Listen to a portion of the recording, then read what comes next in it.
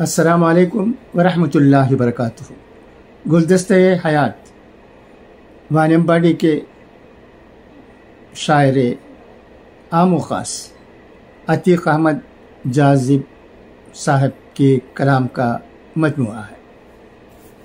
یہ کتاب مجھے ان کے فرزند احسان احمد صاحب سے ملی تھی اور 3-4 کتابیں بھی انہوں نے مجھے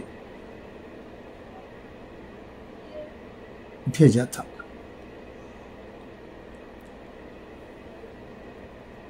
اس گلدستہ حیات میں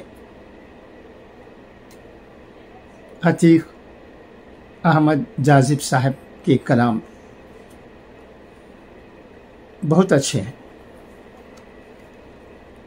ہر آدمی کے دل کو چھوتے ہیں۔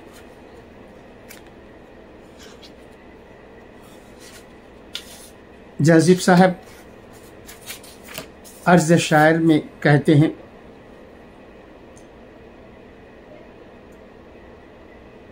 آسان اور گفتگو کی زبان میں شعر کہنا میرا مشغلہ ہے۔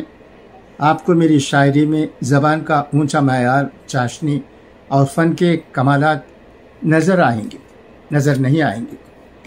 یہ جاذب صاحب کا انداز بیان ہے، کہنے کا ڈھنگ ہے، مگر وہی شاعر آخر کے خیال میں مشہور ہوتا ہے، معروف ہوتا ہے اور ہر آدمی کے دل کو چھوتا ہے، دل میں اتر جاتا ہے،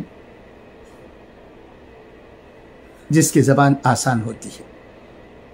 جو شاعر ہندوستانی زبان میں شاعری کرتا ہے وہ ہر دل عزیز ہوتا ہے۔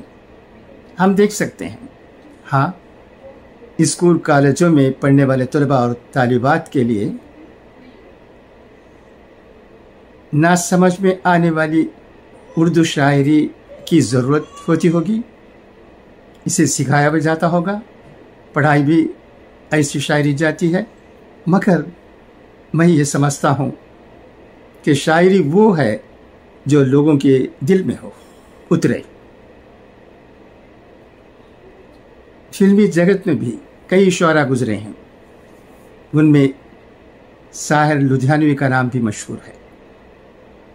وہ ایسے شاعر تھے جو آسان زبان میں، ہندوستانی زبان میں، جو ایک زمانے میں یہ زبان کھلونا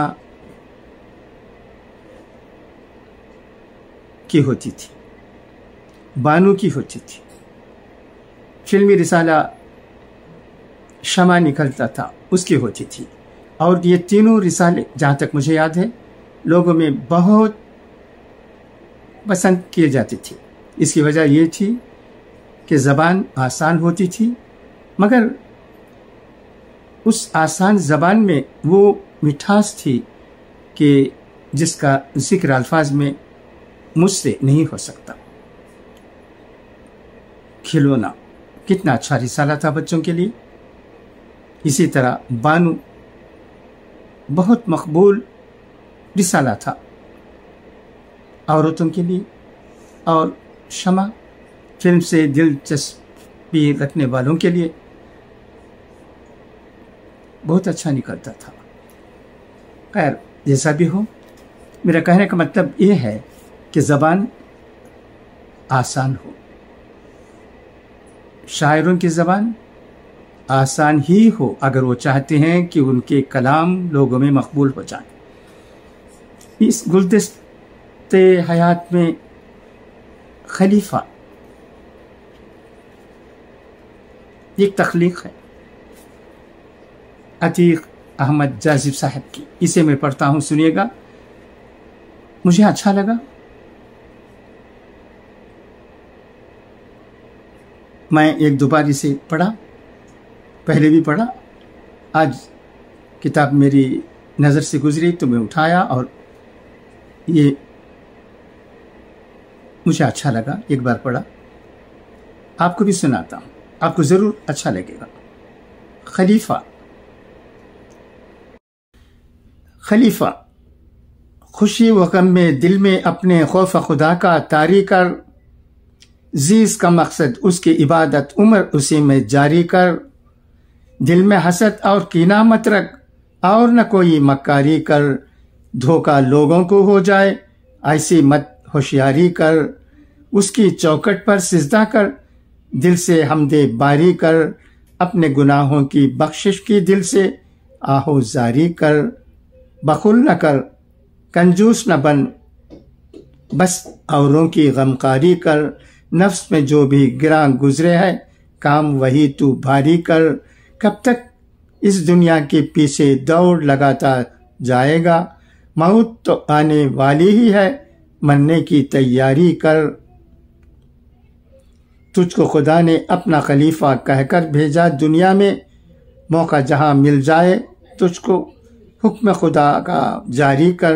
صوم و صلاح کی پابندی کر، یہ تو فرض سبھی پر ہے، قرب الہی کی ہے تمنا، پھر تو شب بیداری کر۔ قرب الہی کی ہے تمنا، پھر تو شب بیداری کر۔ اپنے زور میں اندھا ہو کر ایسے مت اترا ظالم، معصوموں کے شہروں میں تو ایسی مت بمباری کر۔ تجھ کو دیکھ کے دنیا سمجھے یہ تو جاذب لگتا ہے، تجھ کو دیکھ کے دنیا سمجھے یہ تو جاذب لگتا ہے، فنکاروں کی محفل میں تو ایسی کچھ فنکاری کر۔ امید ہے کہ یہ کلام آپ کو پسند آیا ہوگا۔ خدا حافظ، فی امان اللہ۔